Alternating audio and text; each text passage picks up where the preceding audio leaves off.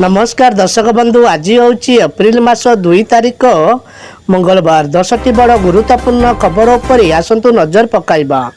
वीडियोटी भल लगिले वीडियोटी को गोटे लाइक करी शेयर करदे और आगु प्रतिदिन अपडेट पाइबा पाई।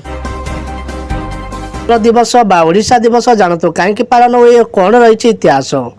एप्रिल 1 तारिख दिन ए राज्य भाव में नवगठित होगा स्मृति एप्रिल मास 1 तारिख दिन उत्कल दिवस पालन करा जाए। भाषा भित्ति राज्य गठन होबार ओडिशार भारतर प्रथम राज्य।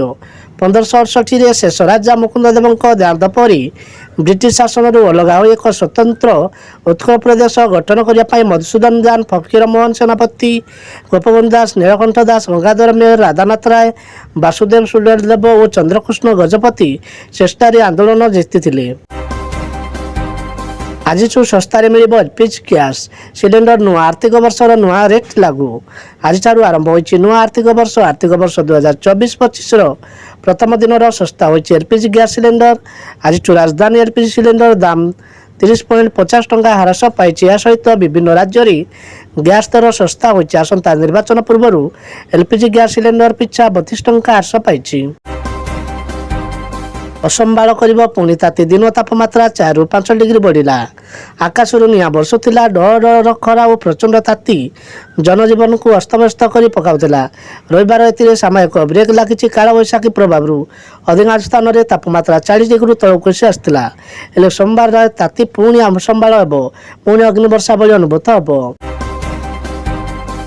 प्रकृतिर गंताघर नैसर्गिक सौंदर्य अपसरा भुवन अनवत्य सृष्टि और चमत्कारितार एक श्रेष्ठ निदर्शन होउछि पक्षीतीर्थ मरालमारी नीलांबू चिलिका, जहाँ एशिया महादेशर सर्वबृहत लवण ह्रदर मान्यता पाई। चिलिकार मनोरम प्राकृतिक दृश्यराजी समेत या उपरे निर्भर करुवा स्थायी लोक जीवन जीविका संपर्क में स्वतंत्र उपस्थापना रही।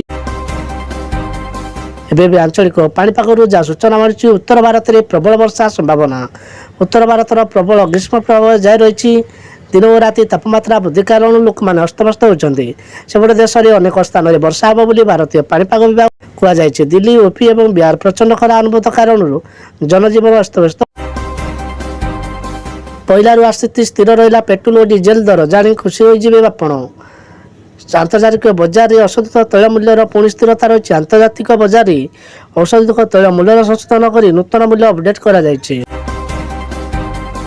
आज भारतीय बजार में 22 कैरेट सुना दर अपरिवर्तित रही 62,750 टंका होता बेले 24 कैरेट सुना मूल्य भी अपरिवर्तित रही 10 ग्राम प्रति 68,450 टंका रही। ओडिशा राजधानी भुवनेश्वर में सुना दाम 22 कैरेट और 24 कैरेट सुना मूल्य 10 ग्राम प्रति 58,500 टंका और 63,820 टंका रही। लालकृष्ण आडवाणी को भारत रत्न सम्मान प्रदान कले राष्ट्रपति। पूर्वतन उपराष्ट्र प्रधानमंत्री तथा बीजेपी वरिष्ठ नेता लालकृष्ण आडवाणी को भारत रत्न सम्मानित रविवार आडवाणी बासभवन जाए देश में सर्वोच्च बेसामरिक सम्मान प्रदान कर राष्ट्रपति द्रौपदी मुर्मू।